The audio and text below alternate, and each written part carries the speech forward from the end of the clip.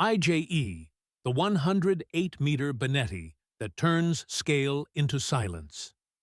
What if I told you the most photographed moment on this 354-foot flagship isn't the pool, the fire pit, or even that cinematic observation deck, but a quiet engineering decision that lets IJE glide into an anchorage without raising her voice? Stay with me to the end.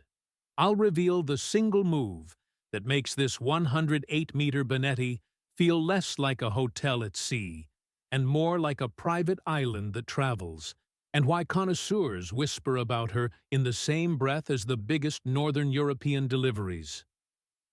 IJE arrived in 2019 as the longest Benetti ever built, 108 meters overall, with the kind of poise that stops conversations on the quay. British studio RWD drew the exterior. Long, unbroken lines, an elegant sheer and purposeful overhangs that read timeless instead of trendy. Inside, the mood is Northern European calm filtered through Italian craft. Human-scale rooms, warm stones and woods, brushed metals that glow rather than glare. I've toured a lot of big yachts that look great in stills but fight you in motion. This one behaves. Doors close with a hush. Air handling never elbows the conversation. Stairs meet your stride. Little tells that add up to a week you actually live, not just post about. Origin story: a flagship with range and restraint. The brief wasn't to build the loudest silhouette in Monaco. It was to build a genuine world cruiser with legs, capacity, and grace under pressure. Think extended family, friends, security, staff, all moving through a ship that never turns logistics into the headline. That's why you see the four-deck architecture carrying serious tenders instead of decorative toys, and why the exterior terraces are scaled for real life. From the passerelle, the boat reads dignified. A long bow that feels almost explorer-like. A main deck aft that folds dining, lounging, and pool into one continuous resort. And wind management that keeps napkins on the table while you're making 12 to 14 knots. The first time I stepped aboard, the volume surprised me. Not because it's huge, it is, but because it's useful. Hallways don't turn into racetracks. Side decks keep their width even at pinch points. Crew routes breathe so service glides past guest life without a collision course. That's sophisticated luxury. The absence of friction. Exterior experience. Terraces that earn your time. Start at sea level. The beach club spine is a real living room at the water, with tall openings and a broad platform that makes morning swims feel like ritual, not exercise. When the tenders cycle, choreography is crisp. Minutes later, the whole scene returns to private lounge mode with the horizon as the entertainment.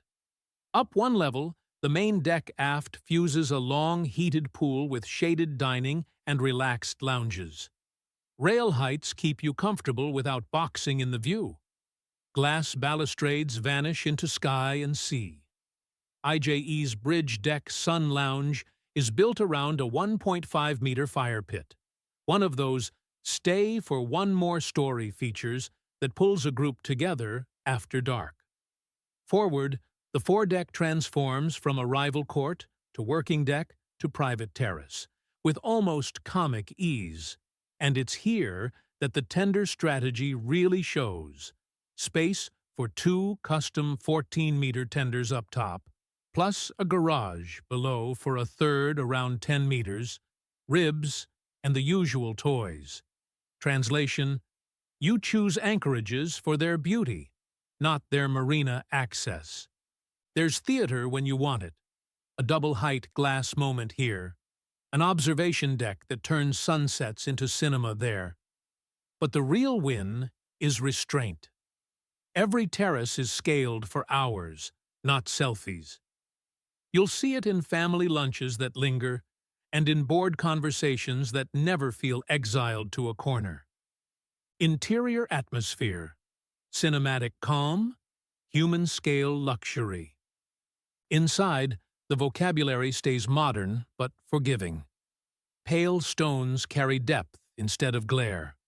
Woods are finished to meet the hand, and the metalwork glows at warm color temperatures so faces look great on camera without lighting rigs.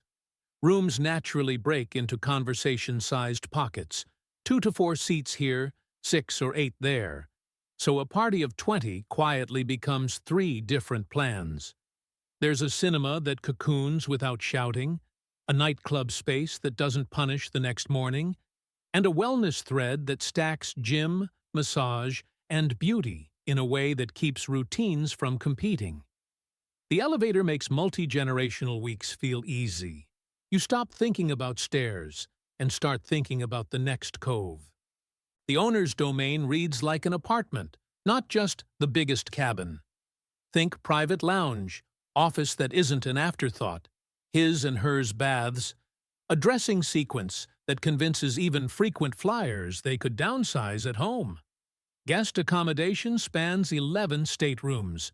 For private use, the physical count supports up to 22 guests. For most charter profiles, the legal cap is 12, which is why service ratios feel lavish.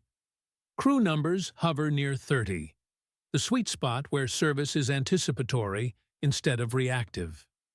Key specifications: numbers that map to feelings. On paper, IJE measures 108 meters overall, about 354 feet, on a beam around 15.5 meters, and a draft near 4.4 meters. Internal volume sits in the mid-3000 GT bracket, which is code for suites that breathe and corridors that don't turn into traffic. Power comes from twin MTU 20V 4000 series diesels driving twin screws, with a top end around 18.5 knots, a comfortable cruise near 16, and a maximum efficiency range on the order of 6,500 nautical miles at displacement pace. Fuel capacity is roughly 345,000 liters, which is the freedom number, seasons without living on a hose. Stabilization is sorted both underway and at anchor, and the hotel plant is tuned for the kind of low-noise floor you notice at 2 a.m., more than in any brochure. Amenities deliver without gimmickry: that long main-deck pool, a proper gym with air and view, a cinema, a beach club that opens wide, an elevator, and a touch-and-go helipad to keep comings and goings on your clock. There's a clever drop-down balcony moment that turns the sea into part of the room, and enough exterior square footage, north of 1,000 square meters across 5 decks, that outside becomes your default setting. Performance and ride. Composure is the flex. Run her at 12 to 14 knots, and you hit the groove where fuel, motion, and noise harmonize. Ask for more, and she delivers without drama. The hull form keeps quartering seas honest.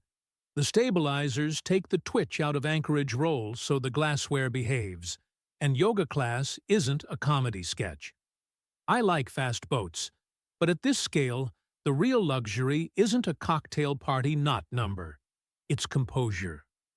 That's the word you'll use after your first overnight, when you arrive rested instead of rattled. There's a second layer here that serious owners notice: an electric stern pump jet that enables short, all-electric maneuvers and whisper-quiet late-night repositioning when conditions allow. Combine that with a low-vibration hotel strategy, and you get a signature calm that reads as unmistakably flagship the moment you walk aboard. Money talk, value, rates, and the annual reality. Let's be adults. For a modern 100-meter class Northern European spec flagship from a blue-chip yard, replacement values frequently land around the $200 million neighborhood, give or take for contracts, specs, and currencies. That's a backdrop number. The line item you actually feel is the annual envelope that keeps perfection perfect. Crew as the heartbeat, then technical cycles, insurance, fuel, berths, and seasonal logistics. For a platform of this ambition, the annual reality lives solidly in 8 figures. It's the price of having every system answer with a yes. Charter context? When calendars align, base rates for elite 100-meter class yachts sit in the high 6 to low 7 figures per week before expenses, with APA, logistics, and taxes on top. You're not renting square footage. You're buying a week where no is engineered out of the vocabulary. If you measure luxury as friction removed per day, the math clarifies fast. Comparisons that clarify the mission. Against the harbor headliners that chase thumbnails, IJE plays long-term quality of life. She trades neon theatrics for flow, the kind where 12 people become 3 conversations in 3 spaces, without anyone feeling exiled. Against speed-leaning builds that shave weight until the experience gets brittle, she chooses lower vibration and a quieter hotel load.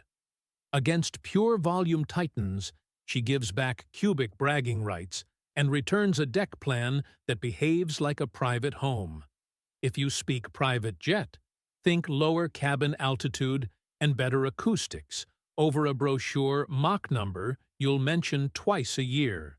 It's a better Tuesday. My take: turning numbers into feelings. I live in spec tables. I also believe the best yachts turn numbers into feelings you can't photograph. IJE does that. The exterior reads confident without peacocking. The interior is rich without tipping into theme park. The mechanics hum like a well-tuned orchestra. More than once I've walked off thinking, this is the yacht you buy after you've owned the loud one. You've done the headlines. Now you want the boat to disappear so your life can come forward. The reveal, the quiet choice that changes everything. You stayed for the secret, so here it is. IJE's decisive luxury is independence without noise.